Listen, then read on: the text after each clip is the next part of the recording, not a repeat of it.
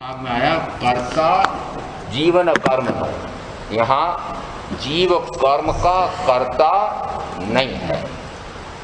उस समय एक अकारकवाद का सिद्धांत था कि वस्तुतः आत्मा तो कुछ भी नहीं करता है, न वह कर सकता है न वह नहीं कर सकता है, वह तो बस है। इसको कहते हैं अकारकवाद, यानी कार्य कुछ नहीं करता है। और उत्तरों से पता लगेगा कि वस्तुतः भगवान महावीर भी इसी प्रकार से मानते हैं। यहाँ आत्मा किस अपेक्षा से कुछ नहीं कर सकता, वे अन्य दार्शनिक तो अपेक्षा तो जानते नहीं है, परंतु उनको ये लगता है कि आत्मा कुछ नहीं कर सकता। जो कुछ करता है वह और कोई शक्ति संपन्न ईश्वर करता होगा या और कोई करता होगा, परंतु आत्मा कुछ नहीं कर सकता है। दूसरे भाग में कहा, यदि कोई करने वाला है तो भी करता है तो भी वह कर्म ही कर्म का करता है, और कर्म ही कर्म का करता है। तो आप में से बहुत से लोग कहते हैं, अभी पूछ लेते हैं, अभी उत्तर मिल जाएगा, मुझे दुख कौन देता है कि असाता वेदनी कर्म से मैं दुखी हो गया। अमुक उस शत्रु जैसे मेरे ही परिजन ने मुझे दुखी कर दिया, कर्म से दुखी हो गया। मेरे ऐसे कैसे कर्म हैं कि कर्म के कारण ही मैं दुखी हो जाता हूँ। और जैसे ही यह कर्म ऐसा करते हैं, कर्म ऐसा करते हैं, क्या क्या करते हैं, तो आपके शब्दों में बोल दें, क्योंकि यहाँ पर भी शिष्य का प्रश्न है। तो शिष्य यानी श्रोता, शिष्य क्या कहते हैं कि वस्तुतः कर्म ही कर्म का करता है। कर्म ही मुझे सुलाता है, कर्म ही मुझे जगाता है, कर्म ही मुझे ज्ञान नहीं होने देता है, कर्म ही मुझे ज्ञान कराता है, कर्म ही मुझे मोह कराता है, कर्म ही मुझे मोह से रहित करता है, कर्म ही मुझे बाधा डालता है, अंतराय डालता है। यह कर्म ही कर्म का करने वाला है, मैं उसमें क्या कर सकता हूँ। और महावीर के सिद्धांत में भी कहा गया है कि यदि पूर्व में ऐसा मैंने कोई कर्म बांधा है कि जो तीव्र गाढ़ या गाढ़ से गाढ़तर गाढ़तम है, और उस समय यदि वह उदय में आता है तो वह गाढ़ उदय आता है, और यदि गाढ़ उदय है तो गाढ़ ही पुनः क्रोधादि विकारी भाव होते हैं। यानी तीव्र कर्म है तो तीव्र ही बंद है, तो कर्म ही कर्म का करता हुआ मैं क्या कर सकता हूँ। अभी आपसे पूछें कि क्या आपको सम्यक्त्व हो गई है, तो आप कहेंगे सम्यक्त्व कहाँ से हो जाए, मैं तो अभी यह पक्का ही नहीं कर पाया हूँ कि मैं हूँ। मैं तो इस शरीर को ही अपना मानता हूँ, अपना जानता हूँ। तो यहाँ पर यह अपना जानने का जो कार्य हो रहा है कि यह शरीर ही मैं हूँ, ऐसा जो अन्यथा जानना है वह कौन कर रहा है, तो कहा यह कर्म ही कर रहा है। कौन सा कर्म कर रहा है, तो कि ज्ञानावरणीय कर्म कर रहा है। तो ज्ञानावरणीय कर्म के उदय से ज्ञानावरणीय कर्म का कर्तृत्व हो रहा है, मैं क्या कर सकता हूँ, इससे मेरे अन्यथा जानना हो रहा है। उसी प्रकार से जिस समय मेरी मान्यता यह होती है कि मैं ही शरीर हूँ, शरीर से भिन्न मैं और कुछ नहीं हूँ, ऐसा जिस समय अनुभव आता है, प्रतीति श्रद्धा रुचि होती है, तो कहा वह दर्शनावरणीय कर्म और ज्ञानावरणीय दर्शनावरणीय कर्म के उदय से दर्शन मोहनी कर्म के कारण से ही इस प्रकार का ये मिथ्यात्व नामक कर्म होता है। तो यहाँ फिर इस दर्शन मोहनी कर्म से ही पुनः दर्शन मोहनी कर्म या मिथ्या मान्यता का भाव और मिथ्या मान्यता का भाव उससे मिथ्या कर्म, दर्शन मोहनी कर्म, तो कर्म से ही कर्म का उत्पाद, तो कर्म ही कर्म को कराता है।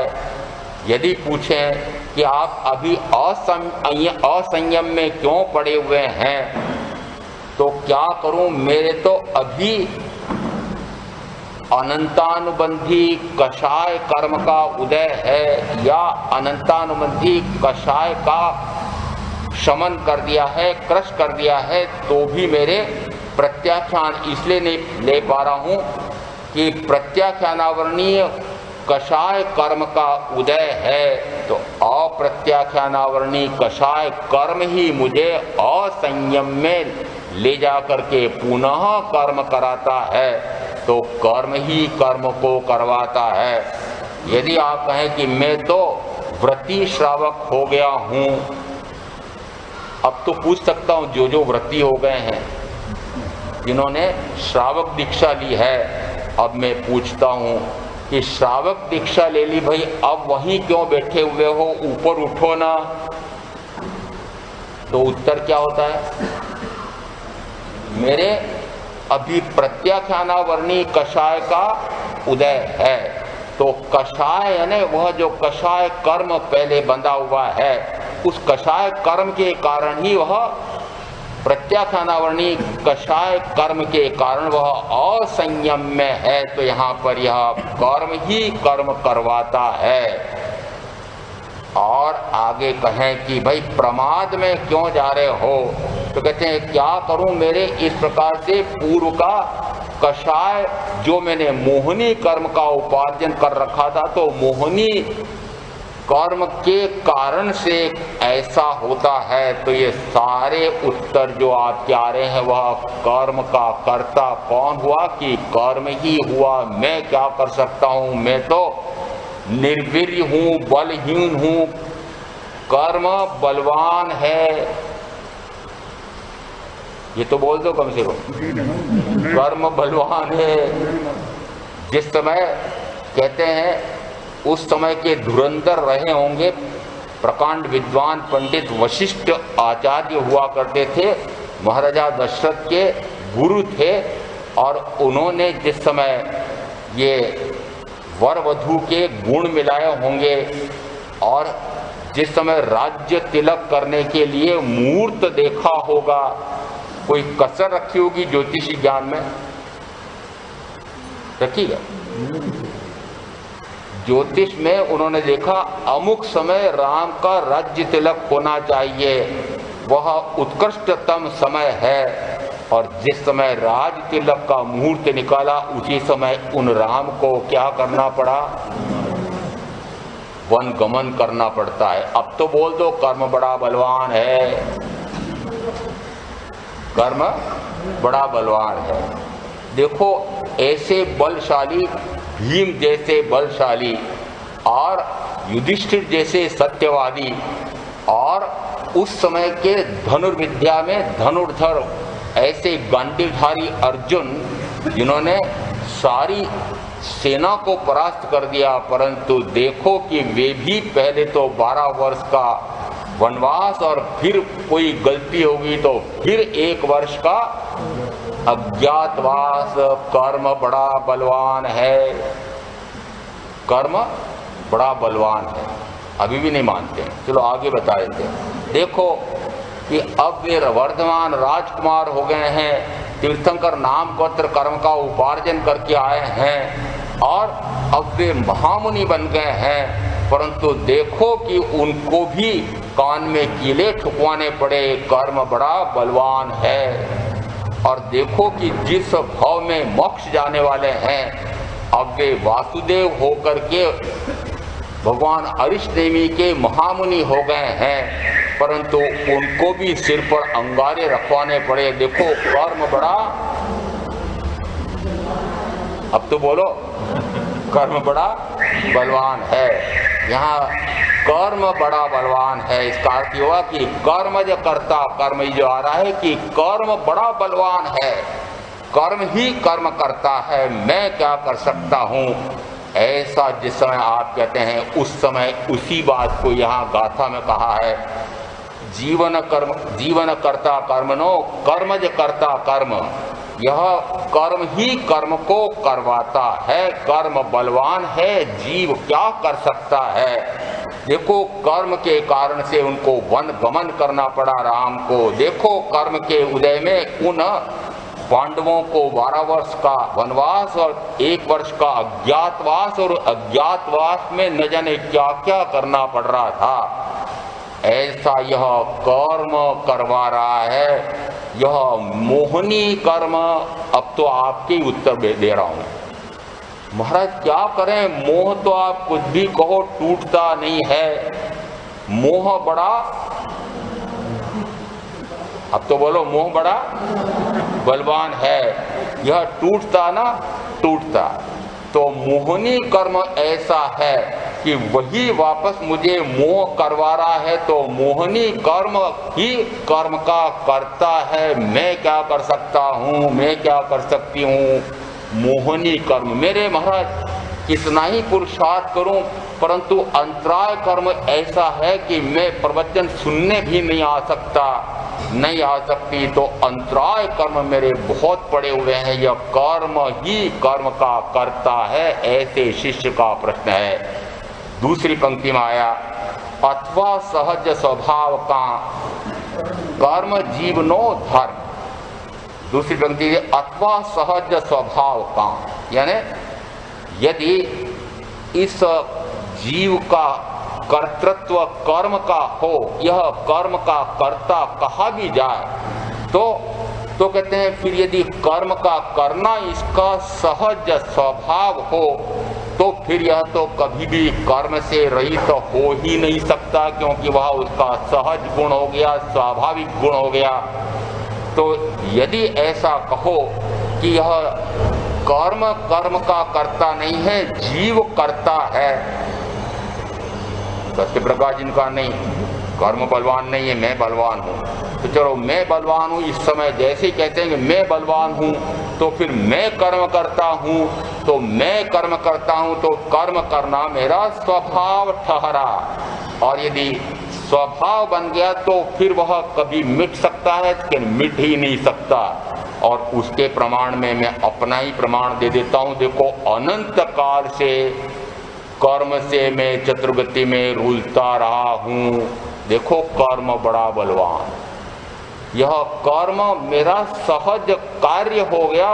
कर्म करो, शुभ भाव करो, शुभ गति में, मनुष्य गति और देव गति में। अशुभ भाव करो, अशुभ गति नरक गति और तिर्यंच गति में। निरंतर चतुर्गति में शुभाशुभ शुभाशुभ करते करते चतुर्गति में। तो यहाँ यह कर्म मुझे अनंत काल से चतुर्गति में भटका रहा है। देखो यह मेरा स्वभाव ही है कि या तो मैं शुभ करता हूँ या अशुभ करता हूँ। यदि ऐसा कहा जाए कि जीव कर्म का करता है तो वह कर्तृत्व तो उसका स्वभाव ठहरा, फिर उसका सहज स्वभाव कहाँ से प्रकट होगा यदि यही कार्य करते करते अनंत काल हो गया।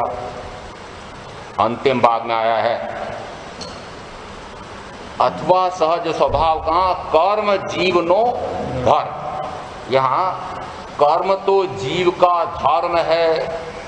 देखो प्रत्येक जीव कोई न कोई कर्म करता है। आपको अजगर करे न चाकरी वो याद आ रहा हो तो ऐसा मत समझना कि वह कोई पुरुषार्थ नहीं कर रहा है। यदि उस अजगर के मुंह में कोई मेंढक आदि भोजन आ गया तो पचाने का कार्य तो, चबाने का कार्य तो करता ही होगा ना। अपने आप मुंह में आ गया, उन्होंने कहा रे वह कुछ अन्य संदर्भ में आया है। परंतु प्रत्येक जीव आहार, भय, मैथुन, परिग्रह इन 4 संज्ञाओं के कारण निरंतर कार्यरत है। कोई भी ऐसा जीव नहीं है, चाहे एकेंद्रीय, चाहे 2, 3, 4, 5 इंद्रिय विकलेंद्रीय, चाहे सन्नी पंचेंद्रीय, देव, नारकी, और मनुष्य, ये सारे जीव कोई न कोई प्रवृत्ति कार्य क्रिया कर रहे हैं। कर्म से रहित तो कौन है? प्रत्येक जीव कोई न कोई कार्य करता है। तो वहाँ यह कहा कि कर्म तो जीव का धर्म है। कल कहा था कि कर्म ही पूजा है, तू तो कर्म किए जा, फल मैं दे दूंगा, तेरे हाथ में कर्म करना ही है। मनुष्य को कुछ न कुछ कर्म करना चाहिए। एक भाई मुझे कह रहे थे, मैंने कहा भाई कितनी कमाई हो गई है कि इतने करोड़ की, आजकल करोड़ में से ये इतने करोड़, तो मैं तो पहले 99 वाला समझता था। कहते हैं एक एक दो दो करते करते 99 हो गए और अब 100 रुपया हो तो 100 रुपये के लिए निरंतर वो 99 इसका चक्कर, ऐसा पुराने साधु कहते थे। अब 99 रुपये को 100 कब बना लूँ, तो ऐसा नहीं, अब 99 करोड़ के 100 करोड़ कब हो जाए, और अब 100 करोड़, अरे महाराज पुरानी बात करते आप, अब तो 1000 करोड़, 1 लाख करोड़। प्रधान जी की कहाँ तक है पता नहीं। अरे मैं उसकी नहीं कह रहा हूँ आपकी कितना कितना है ये नहीं पूछ रहा हूँ, मैं कह रहा हूँ तृष्णा कितनी है, तृष्णा कितनी है, कितने कमा लूँ। चलो कुबेर साहब को पूछते हैं तृष्णा कितनी है, कहते तृष्णा का तो कोई पार नहीं है। तो अब तो यह पूछना बड़ा विचित्र है, इतने सैकड़े करोड़, इतने 1000 करोड़ में तो उसने इस प्रकार का कोठी बंगला बनाया है, इतने सैकड़े करोड़ में तो उसके बेटे का या बेटी का विवाह हुआ है, तो इतने सैकड़े करोड़। तो मुझे लगता है कि अब तो ये पूछना ही बेकार है, परंतु फिर भी कहते हैं कि मान लो हमने इतना कमा लिया है, तब भी कुछ न कुछ तो करना ही चाहिए ना, खाली नहीं बैठना चाहिए। लोग आ गया उत्तर, आ गया उत्तर, खाली नहीं बैठना चाहिए, कुछ न कुछ करो। अब जिस समय एक बार मुझे जन्म भूमि में चौमासा करने का अवसर आया, परिजनों ने कहा मेरे दादाजी परदादाजी अमुक अवस्था में हैं और कभी आप उधर गोचरी आदि निकलो तो मंगल पाठ सुना जाना। तो उधर से निकले तब मेरे को याद आया, तो मैंने कहा चलो मंगल पाठ सुना जाते हैं। वहाँ घर गए तो उन्होंने कहा वे तो बाजार गए हैं, बाजार ढूंढते, उनकी दुकान ढूंढी, दुकान बड़ी भारी दुकान, परंतु देखो कि वे तो कुर्सी लगा करके सामने बैठे हुए हैं और बेटे पोते ये सारा कार्य कर रहे हैं, परंतु दृष्टि कहाँ लगी हुई है? दृष्टि कहाँ लगी हुई है? दुकान पर लगी हुई है क्या? लगी हुई तिजोरी पर। ले ये तिजोरी वालों को तिजोरी बड़ी याद आती है, तिजोरी पर दृष्टि लगी हुई है। पूछते हैं कि कितना आज बिक्रा हो गया है। आपके यहाँ अंग्रेजी के नए नए शब्द आ गए हो, कितना बिक्रा हो गया है, और फिर वे 90-95 वाले हिसाब लगा लेते थे कि इतने प्रतिशत का अपना धंधा है तो आज इतने लाख की कमाई हो गई है। कितने वर्ष की उम्र हो गई कि 90-95 वर्ष की उम्र हो गई। मैंने कहा मंगल पाठ देने के लिए बेचारे स्थानक नहीं आ सकते हैं, तो चलो घर जाके सुनाते हैं। वे कहाँ बैठे हुए थे? इसका अर्थ है कुछ न कुछ करना चाहिए। एक बार गोचरी जा रहे थे, रास्ते में बगीचा पड़ता था, बगीचे में से होकर के रास्ता था। वहां मैंने देखा कि कुछ भाई ताश खेल रहे थे, उसमें से 2 चेहरे मैंने ऐसे देखे। फिर मैंने बाद में घरों में देखा, मैंने कहा आप वहाँ बगीचे में ताश, हमारा समय नहीं कटता है, क्या करें, समय नहीं कटता है, इसलिए कुछ न कुछ करना चाहिए। विश्वम्बर दया जी सही कहते हैं, कुछ न कुछ करना चाहिए। और कुछ नहीं करूँ तो कम से कम बस मेरी एक अंतिम इच्छा है कि ये विद्यालय की जमीन मिल जाए और ऐसा बढ़िया विद्यालय भवन बना दूं और इसमें हजारों विद्यार्थी पढ़ें। ऐसा काम जरूर करके जाऊंगा। उसके पहले मुझे जाना नहीं महाराज ये काम कैसे हो जाए, कुछ न कुछ करना चाहिए। ये कर्म जीवनो धर्म कि जीव को कुछ न कुछ तो करना चाहिए। प्रत्येक जीव कुछ न कुछ करता है। तो चाहे आप कहें मैं अपने शरीर के लिए तो कुछ नहीं करता हूं, तो बहुत सारे भाई बहन ऐसे होते हैं, महाराज मेरे शरीर की आवश्यकता, मेरी आवश्यकता तो न्यूनतम है, मैं तो अब सब कुछ समर्पित कर चुका हूं, बेटे बेटी पोते पोती के लिए कर रहा हूं, कोई उनके लिए कर रहा है, कोई ये प्रधान जी महामंत्री का नाम लेना पड़ता है पद लेके बैठे, महाराज मेरा घर में कोई कार्य नहीं है, दुकान में मेरी कोई भूमिका नहीं है, मैं तो संघ के लिए लगा हुआ हूं, समर्पित हूं। महाराज कुछ न कुछ करना चाहिए। तो और कुछ नहीं तो मैंने एक बार ऐसा सुना, महाराज ये बार बार आपके यहाँ आता है कि मोक्ष में अनंत अव्याभाव सुख है, यदि वहाँ जाएं तो ये बताओ कि मैंने एक ऐसी प्रवृत्ति कर रखी है कि गायों को छुड़ाना, गौशाला में रखना, गौशाला में उन गायों की खूब सेवा करना, वहाँ मोक्ष में वो गायों की सेवा करने का अवसर मिलेगा कि नहीं मिलेगा? कुछ न कुछ करना है, तो यहाँ करना जीव सेवा करना। मुझे तो इसमें इतना मजा आ रहा है, इतना मजा आ रहा है, अब इस सेवा में मुझे इतना मजा आ रहा है कि और कहीं जाने की आवश्यकता नहीं। पर वहाँ आप कहते हो चलो मैं चला जाता हूँ, परंतु वो दीनहीन मनुष्यों के लिए मुझे उपचार की औषधियाँ दिलाना है, उनका उपचार कराना है, तो वहाँ पर वो सेवा करने का अवसर तो मिल जाएगा ना। कुछ न कुछ करना चाहिए। कर्म जीवनो धर्म, कि जीव का धर्म है कि कुछ न कुछ करना चाहिए। ये सारा करना चाहिए, ये करना ही कर्तृत्व है, उसी को कर्ता कहा जाता है। तो यहाँ शिष्य का प्रश्न है कि यह जीव का धर्म है कि वह कर्ता होता है। तो यहाँ एक प्रश्न, एक गाथा में इस प्रकार के प्रश्न आए। दूसरी इसी गाथा में शिष्य का प्रश्न है, आत्मा सदा असंग ने करे प्रकृति बंध, अथवा ईश्वर प्रेरणा तेथी जीव अबंध। अब यहाँ एक विशेष दर्शन की बात आती है।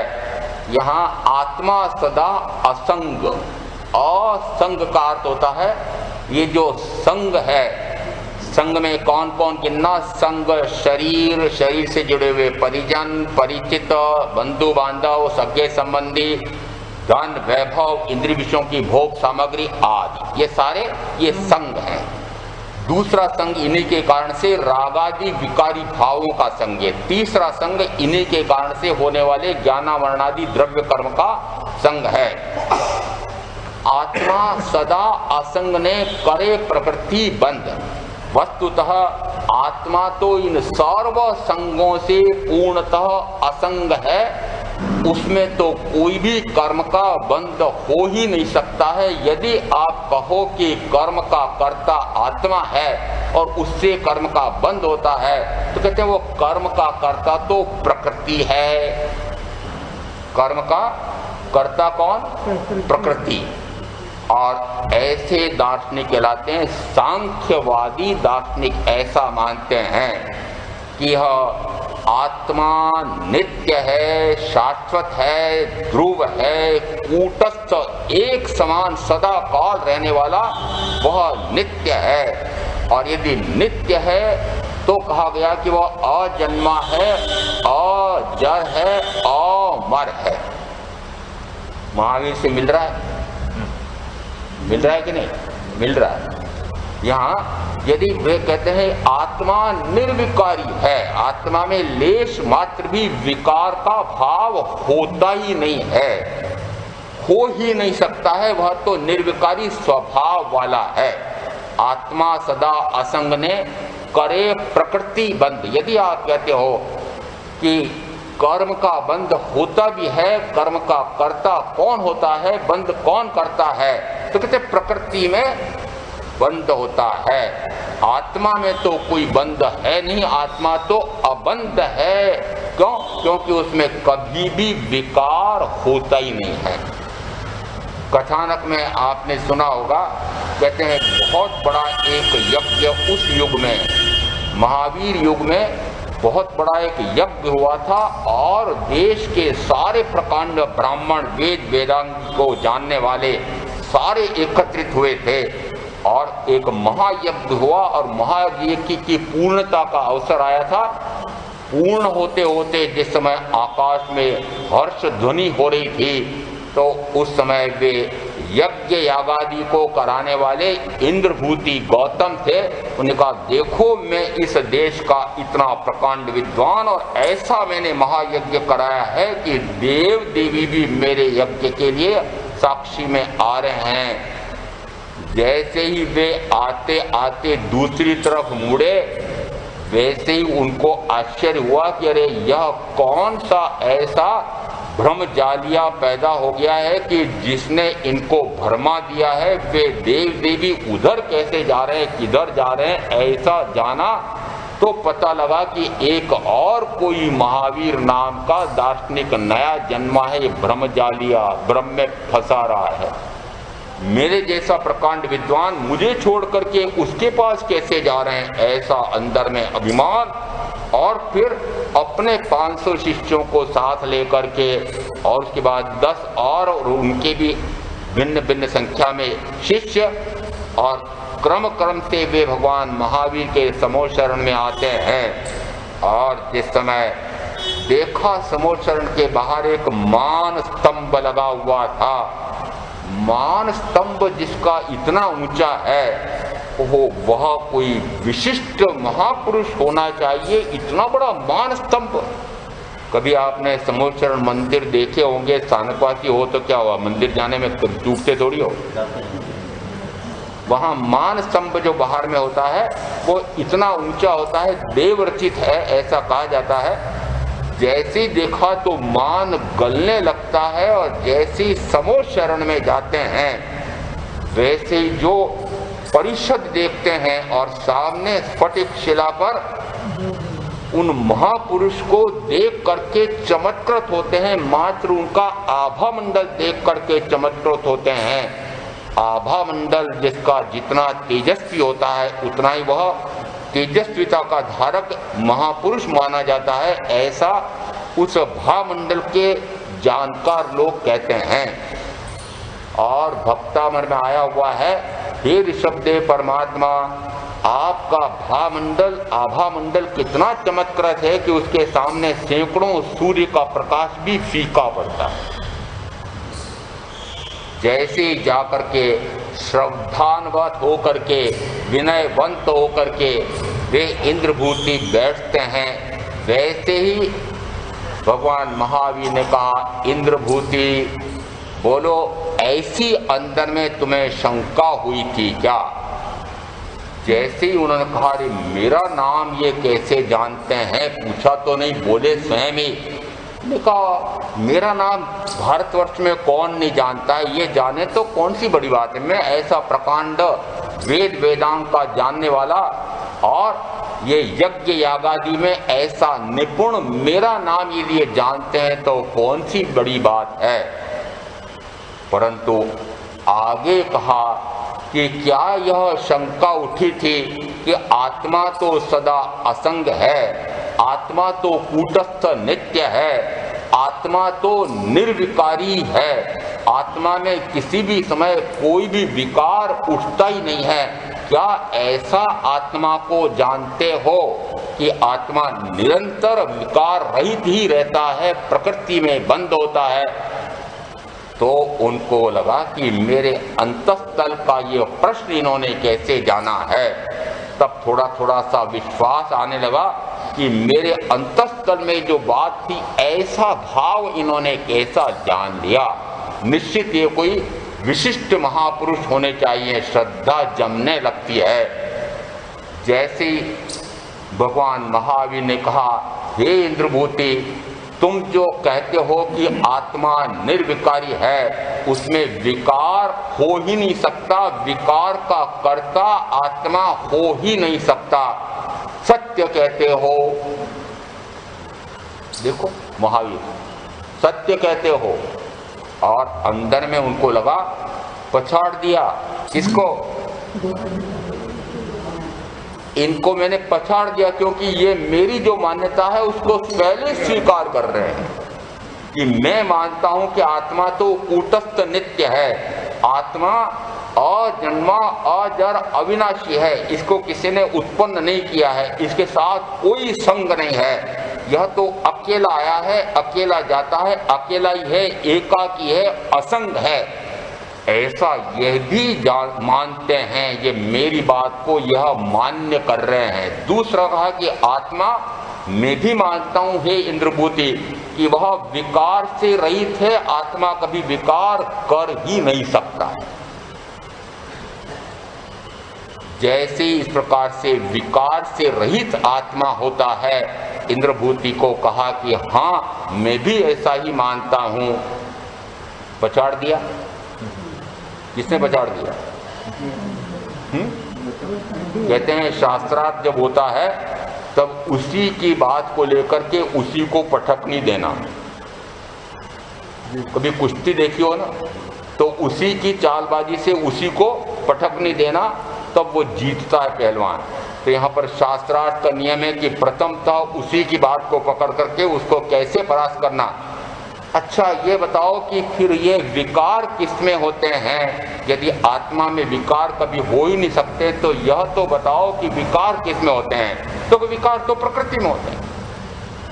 कौन सी प्रकृति? तो कहा 5 द्रव्येंद्रियां, 5 भावेंद्रियां, 5 कर्मेंद्रियां, 5 तन्मात्रा, चित्त, बुद्धि, मन, अहंकार, ये 24 कर्म प्रकृतियों के भेद हैं और इनमें विकार होता है। और 25वां पुरुष आत्मा, वह तो सदाकाल निर्विकारी रहता है। ऐसा आत्मा का असंग स्वरूप है, अकर्ता का स्वरूप है, वह तो कर्ता हो ही नहीं सकता है, कुछ नहीं कर सकता है, विकार करने का उसका स्वभाव है ही नहीं, विकार करने का उसका स्वभाव नहीं है। वह विकार का, रागादि का कर्ता, ये तो पक्का कर लो क्या? अरे सांख्यमती, ये सांख्य मत है, आत्मा विकार का कर्ता होता ही नहीं है। आगे वे कह रहे हैं कि विकार प्रकृति में होता है। 5 पहले कहा 5 भावे कर्मेंद्रियां, कर्मेंद्रियां कौन सी है? 5 इंद्रियां है ये जिनके माध्यम से कर्म होते हैं। 5 कर्मेंद्रियां, 5 भावेंद्रियां जो अंतर में रही हुई है। 5 आगे कहा 5 तन्मात्रा, तन्मात्रा यानी वही जो अंदर में इस प्रकार से उन कर्मेंद्रियों के साथ रहते हैं, वे तन्मात्रा कहे जाते हैं। फिर कहा 5 महाभूत, इसका वर्णन महाभूतवादियों का विवेचन किया था, उस समय आया था। पृथ्वी, पानी, अग्नि, वायु और आकाश, ये 5 महाभूत, ये 20। और उसके बाद चित्त, यह चित्त तो हम भी मानते हैं, चित्त और मन ये दोनों उद्गल हैं। चित्त, मन, बुद्धि, बुद्धि चूंकि चित्त या मन के माध्यम से होती है, इस कारण से बुद्धि। और वह अहंकार, जो अहंकार विकार का भाव है, यह तो प्रकृति गम्य है। ये 24 के 24 ऐसे हैं कि इनमें विकार होता है। आत्मा तो इनसे पूर्णतः परे निर्विकारी ही होता है। ऐसा जिस समय इंद्रभूति ने सिद्ध किया कि विकार इनमें होता है, उस समय यह सिद्ध हो रहा है कि आत्मा सदा असंग ने करे प्रकृति बंध। यहाँ अब सांख्यमतियों की तरफ से शिष्य का प्रश्न है कि हे गुरु भगवंत, या तो आत्मा असंग है तो फिर उसके कोई कर्म का कर्तृत्व हो नहीं सकता। दूसरा कहा कि यदि मान लो कर्म का कर्तृत्व है भी, तो वह कर्तृत्व कर्म का करने वाला वह तो प्रकृति है। और दूसरा कहा कि यदि ऐसा न मानो तो कोई ईश्वर की प्रेरणा से होता है, अथवा ईश्वर प्रेरणा, कि यदि ऐसा मानो भी कि उसमें कोई विकार का भाव आता है, कर्म का कर्तृत्व होता है, तो वह वह कौन करवा रहा है? तो ईश्वरवादियों की तरफ से प्रश्न आया है। ईश्वरवादी कहते हैं कि कर्म का कर्ता, कर्म का करवाने वाला वह सर्वशक्तिमान ईश्वर है।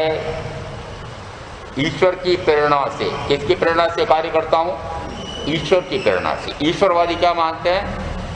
जो कुछ कर रहा हूं मैं ईश्वर के प्रेरणा से कर रहा हूं, उसकी इच्छा के अनुसार जो करना होता है। यदि आपने जैसा चाहा वैसा नहीं हुआ और उल्टा हो गया, उस समय आप क्या कहते हैं? ऊपर वाले को ऐसा ही मंजूर था, ऊपर वाले को ऐसा ही मंजूर था। जो आप नहीं चाहते थे वह हो गया, या जो होना चाहिए था वह नहीं हुआ। आपने भरपूर पुरुषार्थ किया है, परंतु पुरुषार्थ के अनुकूल नहीं हुआ, प्रतिकूल हो गया। मैंने तो पूरा पुरुषार्थ किया था, मैंने कर्तृत्व करने में कसर नहीं रखी थी, परंतु उल्टा हुआ है। ऐसा ही इस ऊपर वाले को ऐसा ही, ये तो वाक्य बोल दो कम से कम, ऊपर वाले को ऐसा ही मंजूर था। ये ईश्वरवादियों का कहना है कि ऊपर वाला जैसा चाहता है वैसा ही जीव का भाव होता है, उसके अन्य कोई भाव हो ही नहीं सकता है ऐसा। अथवा ईश्वर प्रेरणा तेथी जीव अबंध, ये सारे प्रमाण दे करके, अन्य दार्शनिकों के प्रमाण दे करके, और फिर निष्कर्ष में ये कहा कि आत्मा तो अबंध है। आत्मा में कर्म का कर्तृत्व करके बंद करने का स्वभाव है ही नहीं। आत्मा अबद्ध है, आत्मा अस्पष्ट है, आत्मा में बंद हो नहीं सकता है। अभी जिन बहनों को पढ़ाया था उनकी तरफ से बोल रहा हूँ, मैं नहीं पढ़ाया था। आत्मा कर्म से बद्ध नहीं है। क्यों? क्योंकि कर्म पुद्गल है और मैं जीव हूँ। कर्म में वर्ण गंध रस स्पर्श नाम के गुण हैं, मुझ में ज्ञान दर्शन सुख वीर नाम के अनंत गुण हैं। ये दोनों गुण विपरीत हैं, ये दोनों गुण एक दूसरे को बांध कैसे सकते हैं? और दूसरा कहा यह अबद्ध नहीं, अस्पष्ट भी है, यह मुझे छू ही नहीं सकता है। क्यों? क्योंकि मेरे पास स्पर्श नाम का गुण ही नहीं है। मैं अवर्णमय, अगंधमय, अरसमय, अस्पर्शमय हूँ। इस कारण से ये वर्ण गंधर्व स्पर्श वाले पुद्गल ये मुझे छू भी नहीं सकते हैं, तो मैं तो अबद्ध हूँ, बंध मुझ में होता ही नहीं है। और आगे अब प्रमाण दे देते हैं कि यदि बंध मेरा स्वभाव हो, कर्तृत्व मेरा स्वभाव हो, कर्तापन मेरा स्वभाव हो, तो स्वभाव किसे कहा? कि जो सदा काल हो। अब देखो, अपेक्षा से सिद्ध परमात्मा आत्मा है, उनके इस प्रकार के विकार का कर्तापन क्यों नहीं है?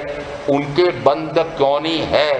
उनके आसपास भी अनंत कार्मण वर्गणा के पुद्गल फैले हुए हैं, ठसाठस वहां सिद्ध शिला पर भी भरे हुए हैं, पर वे उनको बांधते नहीं हैं, तो अबद्ध हुए, बंध उनका स्वभाव नहीं है। अथवा ईश्वर प्रेरणा तेथी जीव अबंध। अंतिम में क्या कहा? कि जीव अबंध है। तो यहाँ जीव अबंध सिद्ध हो रहा है, जीव बंध हो ही नहीं सकता। तो यहाँ जीव में बंध का कर्तृत्व हो ही नहीं सकता। आप कहते हो कि नहीं, आत्मा ही करता है, आत्मा ही भोगता है। हे गुरु भगवंत, मुझे ये समझ में नहीं आ रहा है। बार बार मुझे शंका होती है कि मेरे अनुभव में भी आता है कि मैं सारा कार्य कर रहा हूँ, आप कहते हैं नहीं, ये करने की तुम्हारी सामर्थ्य नहीं है, तुम कर ही नहीं सकते हो, बाहर में तुम कुछ नहीं कर सकते हो। अनुभव क्या कहता है?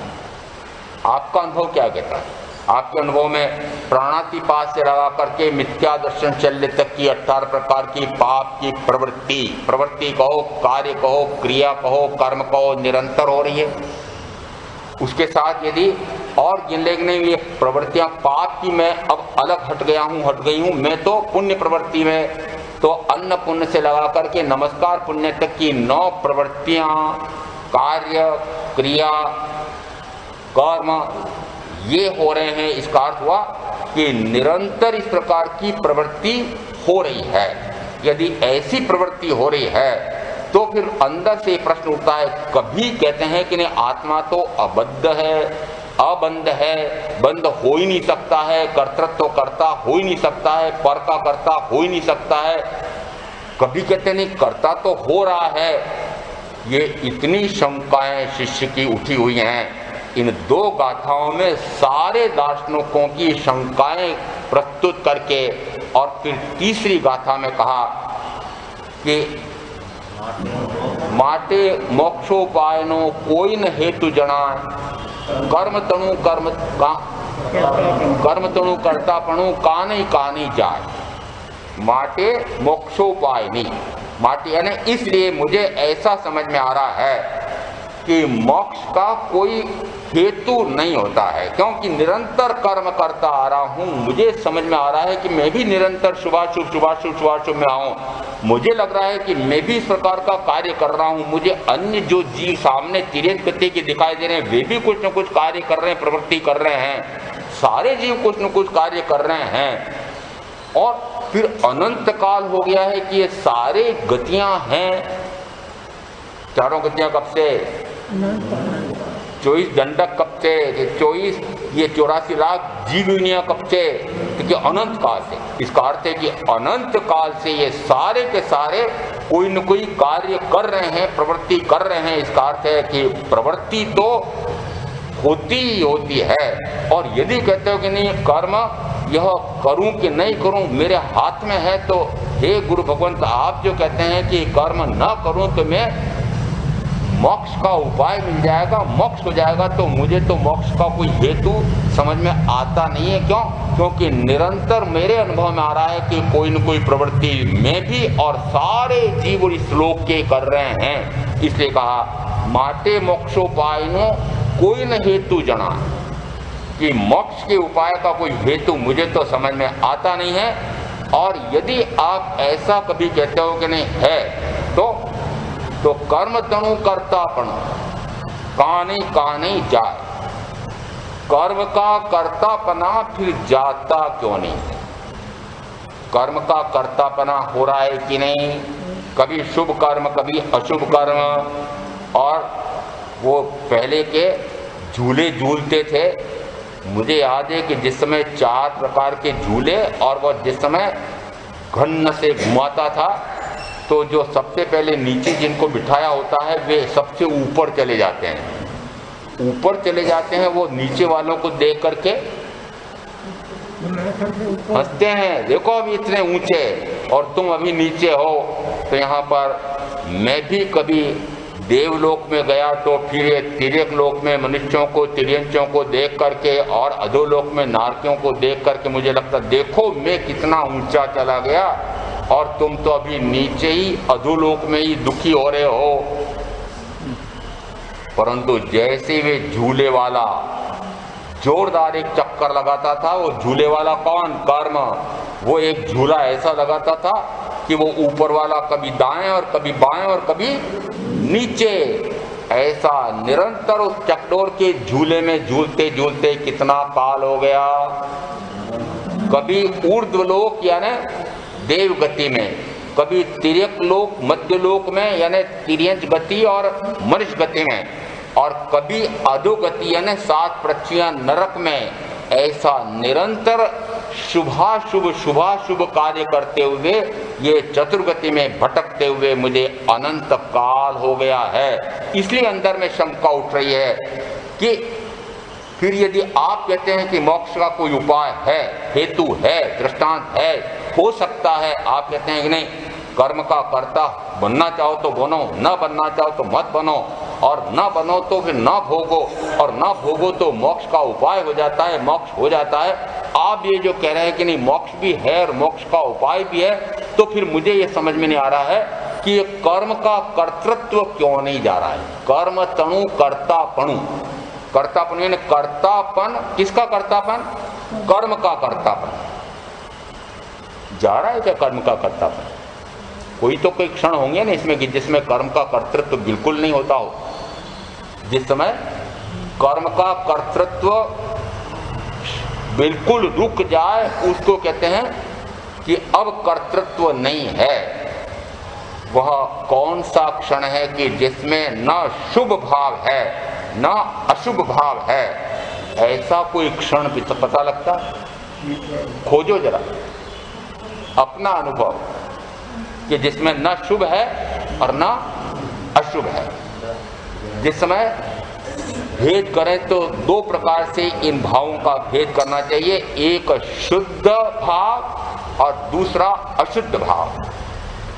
अशुद्ध भाव के दो भेद करते हैं, एक अशुभ एक शुभ।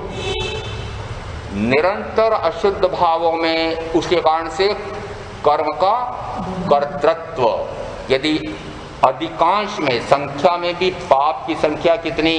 18। पाप की संख्या कितनी है? 18। और पुण्य की संख्या 9।